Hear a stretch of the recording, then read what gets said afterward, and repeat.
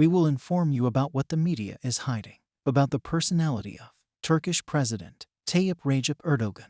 Part 3. In 2002, Erdogan inherited a Turkish economy that was beginning to recover from a recession as a result of reforms implemented by Kemal Dervish. Erdogan supported Finance Minister Ali Babacan in enforcing macroeconomic policies. Erdogan tried to attract more foreign investors to Turkey and lifted many government regulations. The cash flow into the Turkish economy between 2002 and 2012 caused a growth of 64% in real GDP and a 43% increase in GDP per capita. Considerably higher numbers were commonly advertised, but these did not account for the inflation of the US dollar between 2002 and 2012.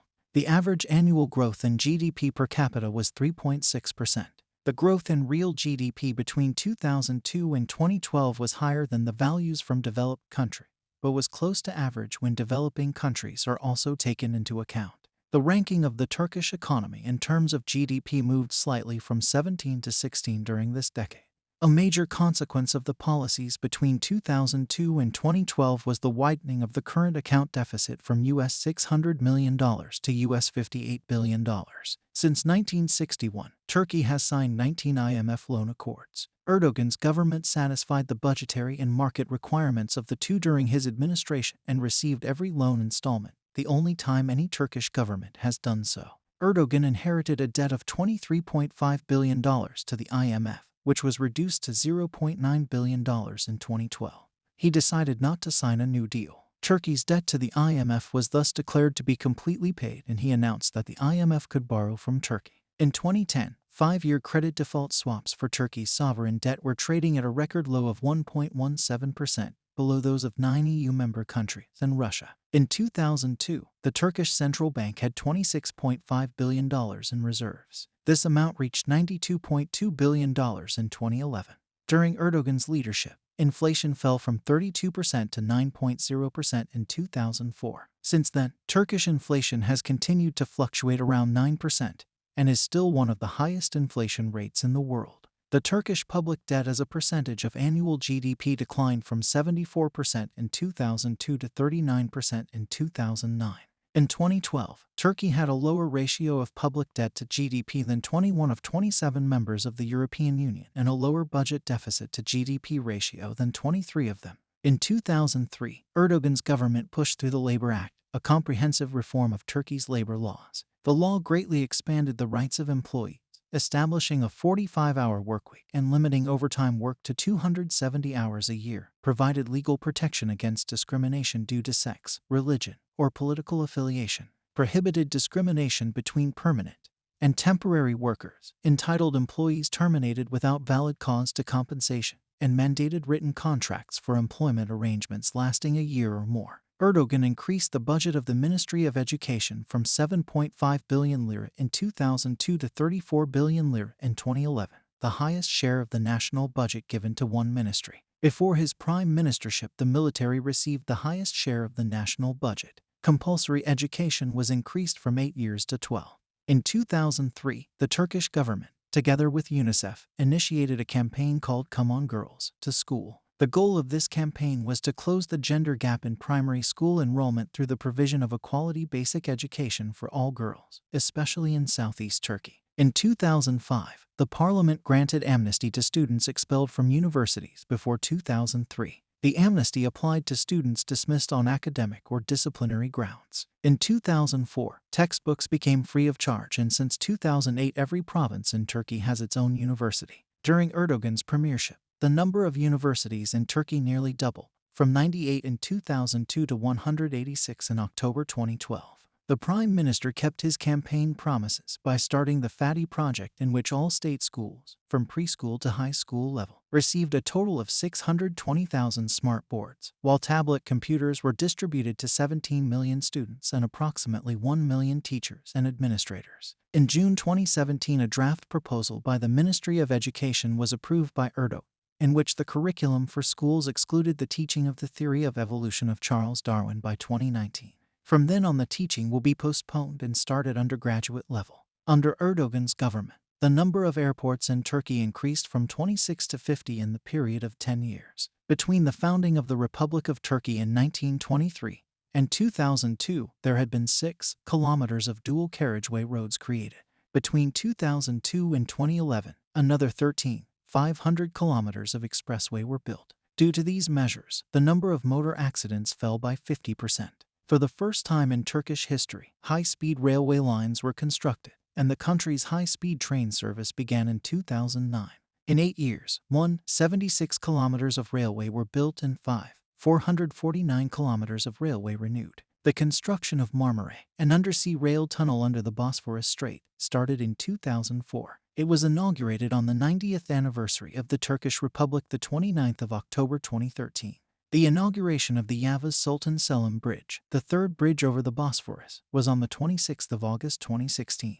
In March 2006, the Supreme Board of Judges and Prosecutors held a press conference to publicly protest the obstruction of the appointment of judges to the high courts for over 10 months. The HSYK said Erdogan wanted to fill the vacant posts with his own appointees. Erdogan was accused of creating a rift with Turkey's highest court of appeal, the Yargıtay, and High Administrative Court, the Danıştay. Erdogan stated that the constitution gave the power to assign these posts to his elected party. In May 2007, the head of Turkey's High Court asked prosecutors to consider whether Erdogan should be charged over critical comments regarding the election of Abdullah Gül as president. Erdogan said the ruling was a disgrace to the justice system and criticized the Constitutional Court, which had invalidated a presidential vote because a boycott by other parties meant there was no quorum. Prosecutors investigated his earlier comments, including saying it had fired a bullet at democracy. Şalay Tugcu, head of the Constitutional Court, condemned Erdogan for threats, insults, and hostility towards the justice system. The Turkish military has had a record of intervening in politics, having removed elected governments 4 times in the past. During the Erdogan government, civil-military relationship moved towards normalization, in which the influence of the military in politics was significantly reduced. The ruling Justice and Development Party has often faced off against the military, gaining political power by challenging a pillar of the country's lacistic establishment. The most significant issue that caused deep fissures between the army and the government was the Midnight Memorandum posted on the military's website objecting to the selection of Foreign Minister Abdullah Gül as the ruling party's candidate for the presidency in 2007. The military argued that the election of Gül, whose wife wears an Islamic headscarf, could undermine the lacistic order of the country. Contrary to expectations, the government responded harshly to former Chief of General Staff Gen. Yasar Bayukanit's memorandum, stating the military had nothing to do with the selection of the presidential candidate. After assuming power in 2003, Erdogan's government embarked on a sweeping reform program of the Turkish healthcare system, called the Health Transformation Program, to greatly increase the quality of healthcare and protect all citizens from financial risks. Its introduction coincided with the period of sustained economic growth, allowing the Turkish government to put greater investments into the healthcare system. As part of the reforms, the Green Card program, which provides health benefits to the poor, was expanded in 2004. The reform program aimed at increasing the ratio of private to state-run healthcare, which, along with long queues in state-run hospitals, resulted in the rise of private medical care in Turkey, forcing state-run hospitals to compete by increasing quality. In April 2006, Erdogan unveiled a social security reform package demanded by the International Monetary Fund under a loan deal. The move, which Erdogan called one of the most radical reforms ever, was passed with fierce opposition. Turkey's 3 social security bodies were united under one roof, bringing equal health services and retirement benefits for members of all 3 bodies. The previous system had been criticized for reserving the best healthcare for civil servants and relegating others to wait in long queues. Under the second bill, everyone under the age of 18 years was entitled to free health services, irrespective of whether they pay premiums to any social security organization. The bill also envisages a gradual increase in the retirement age. Starting from 2036, the retirement age will increase to 65 by 2048 for both women and men. In January 2008, the Turkish parliament adopted a law to prohibit smoking in most public places. Erdogan is outspokenly anti-smoking. Turkish foreign policy during Erdogan's tenure as prime minister has been associated with the name of Ahmet Davutoglu. Davutoglu was the chief foreign policy advisor of Prime Minister Recep Tayyip Erdogan before he was appointed foreign minister in 2009. The basis of Erdogan's foreign policy is based on the principle of don't make enemies, make friends, and the pursuit of zero problems with neighboring countries. Erdogan is co-founder of United Nations Alliance of Civilizations. The initiative seeks to galvanize international action against extremism through the forging of international, intercultural, and interreligious dialogue and cooperation. When Erdogan came to power, he continued Turkey's long ambition of joining the European Union. Turkey, under Erdogan, made many strides in its laws that would qualify for EU membership. On the 3rd of October 2005, negotiations began for Turkey's accession to the European Union. Erdogan was named the European of the Year 2004 by the newspaper European Voice for the reforms in his country in order to accomplish the accession of Turkey to the European Union.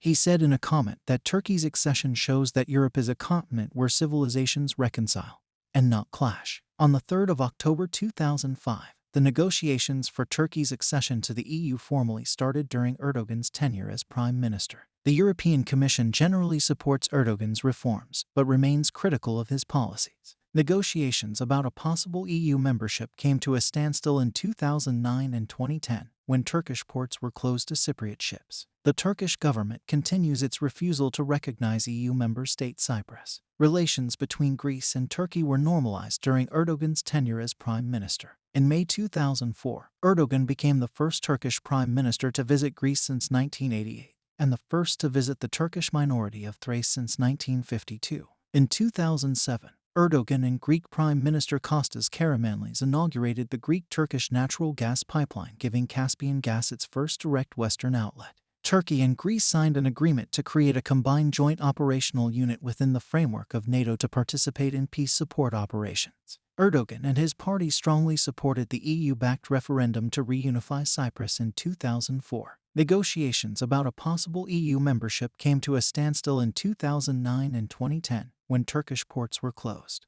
to Cypriot ships as a consequence of the economic isolation of the internationally unrecognized Turkish Republic of Northern Cyprus, and the failure of the EU to end the isolation, as it had promised in 2004. The Turkish government continues its refusal to recognize the Republic of Cyprus. Armenia is Turkey's only neighbor which Erdogan has not visited during his premiership. The Turkish-Armenian border has been closed since 1993 because of the Nagorno-Karabakh conflict with Turkey's close ally Azerbaijan. Diplomatic efforts resulted in the signing of protocols between Turkish and Armenian foreign ministers in Switzerland to improve relations between the two countries. One of the points of the agreement was the creation of a joint commission on the issue.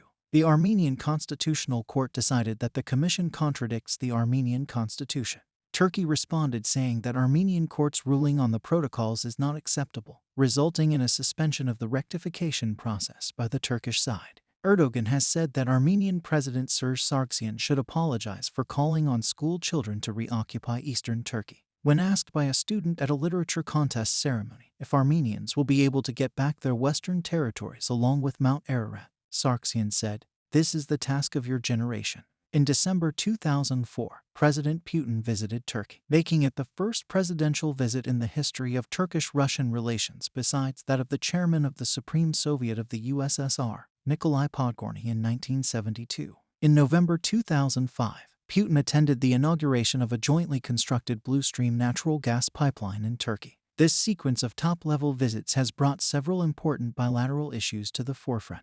The two countries consider it their strategic goal to achieve multidimensional cooperation, especially in the fields of energy, transport, and the military. Specifically, Russia aims to invest in Turkey's fuel and energy industry, and it also expects to participate in tenders for the modernization of Turkey's military. The relations during this time are described by President Medvedev as Turkey is one of our most important partners with respect to regional and international issues. We can confidently say that Russian-Turkish relations have advanced to the level of a multidimensional strategic partnership. In May 2010, Turkey and Russia signed 17 agreements to enhance cooperation in energy and other fields, including pacts to build Turkey's first nuclear power plant and further plans for an oil pipeline from the Black Sea to the Mediterranean Sea. The leaders of both countries also signed an agreement on visa-free travel, enabling tourists to get into the other country for free and stay there for up to 30 days. When Barack Obama became President of the United States, he made his first overseas bilateral meeting to Turkey in April 2009. At a joint news conference in Turkey, Obama said, "I'm trying to make a statement about the importance of Turkey, not just to the United States but to the world. I think that where there's the most promise of building stronger U.S.-Turkish relations is in the recognition that Turkey and the United States can build a model partnership in which a predominantly Christian nation, a predominantly Muslim nation, a Western nation and a nation that straddles two continents, he continued, that we can create a modern international community that is respectful, that is secure, that is prosperous, that there are not tensions, inevitable tensions between cultures, which I think is extraordinarily important. Turkey under Erdogan was named by the Bush administration as a part of the coalition of the willing that was central to the 2003 invasion of Iraq. On the 1st of March 2003, a motion allowing Turkish military to participate in the US-led coalition's invasion of Iraq, along with the permission for foreign troops to be stationed in Turkey for this purpose, was overruled by the Turkish parliament. After the fall of Saddam Hussein, Iraq and Turkey signed 48 trade agreements on issues including security, energy, and water. The Turkish government attempted to mend relations with Iraqi Kurdistan by opening a Turkish university in Erbil and a Turkish consulate in Mosul. Erdogan's government fostered economic and political relations with Erbil, and Turkey began to consider the Kurdistan regional government in northern Iraq as an ally against Maliki's government. Erdogan visited Israel on the 1st of May 2005, a gesture unusual for a leader of a Muslim-majority country. During his trip, Erdogan visited the Yad Vashem, Israel's official memorial to the victims of the Holocaust. The president of Israel, Shimon Peres, addressed the Turkish parliament during a visit in 2007. The first time an Israeli leader had addressed the legislature of a predominantly Muslim nation. Their relationship worsened at the 2009 World Economic Forum conference over Israel's actions during the Gaza war. Erdogan was interrupted by the moderator while he was responding to Peres. Erdogan stated, "Mr. Peres, you are older than I am. Maybe you are feeling guilty, and that is why you are raising your voice. When it comes to killing, you know it too well. I remember how you killed the children on beaches." Upon the moderator's reminder that they needed to adjourn for dinner, Erdogan left the panel, accusing the moderator of giving Peres more time than all the other panelists combined. Tensions increased further following the Gaza flotilla raid in May 2010.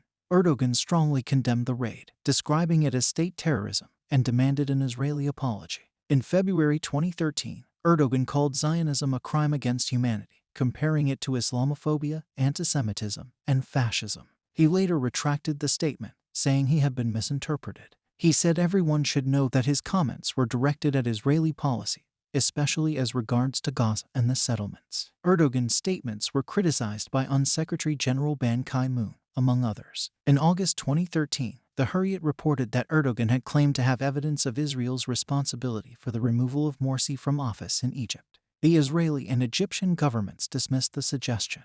In response to the 2014 Israel-Gaza conflict, Erdogan accused Israel of conducting state terrorism and a genocide attempt against the Palestinians. He also stated that if Israel continues with this attitude, it will definitely be tried at international courts. During Erdogan's term of office, diplomatic relations between Turkey and Syria significantly deteriorated.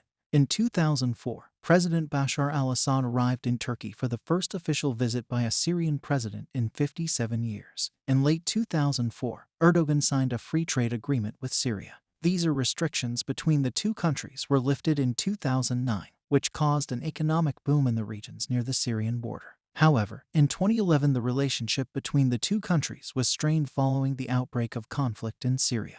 Recep Tayyip Erdogan said he was trying to cultivate a favorable relationship with whatever government would take the place of Assad. However, he began to support the opposition in Syria after demonstrations turned violent, creating a serious Syrian refugee problem in Turkey. Erdogan's policy of providing military training for anti-Damascus fighters has also created conflict with Syria's ally and a neighbor of Turkey, Iran. In August 2006, King Abdullah bin Abdulaziz Assad made a visit to Turkey. This was the first visit by a Saudi monarch to Turkey in the last 4 decades. The monarch made a second visit on the 9th of November 2007.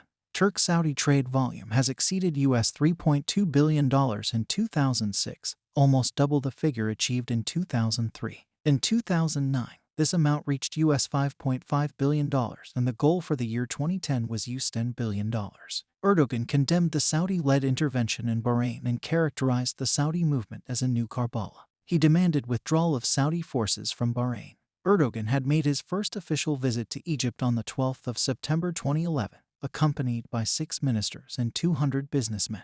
This visit was made very soon after Turkey had ejected Israeli ambassadors, cutting off all diplomatic relations with Israel because Israel refused to apologize for the Gaza flotilla raid which killed 8 Turkish and 1 Turco-American. Erdogan's visit to Egypt was met with much enthusiasm by Egyptians. CNN reported some Egyptians saying we consider him as the Islamic leader in the Middle East, while others were appreciative of his role in supporting Gaza. Erdogan was later honored in Tahrir Square by members of the Egyptian Revolution Youth Union, and members of the Turkish embassy were presented with a coat of arms in acknowledgement of the Prime Minister's support of the Egyptian Revolution. Erdogan stated in a 2011 interview that he supported secularism for Egypt, which generated an angry reaction among Islamic movements, especially the Freedom and Justice Party, which was the political wing of the Muslim Brotherhood. However, commentators suggest that by forming an alliance with the military junta during Egypt's transition to democracy, Erdogan may have tipped the balance in favor of an authoritarian government. Erdogan condemned the sit-in dispersals conducted by Egyptian police on the 14th of August 2013 at the Rabaa al-Adawiya and al-Nahda squares, where violent clashes between police officers and pro-Morsi Islamist protesters led to hundreds of deaths, mostly protesters. In July 2014, 1 year after the removal of Mohamed Morsi from office, Erdogan described Egyptian President Abdel Fattah el-Sisi as an illegitimate tyrant. Soon, we will publish Part 4. Thank you for watching. Gidenlerin gür sesidir o, suskun dünyanın hür sesidir o. Göründüğü gibi olan gücünü milletten alan Recep Tayyip Erdoğan. Göründüğü gibi olan gücünü milletten alan Recep Tayyip Erdoğan. لا تحزن إن الله معنا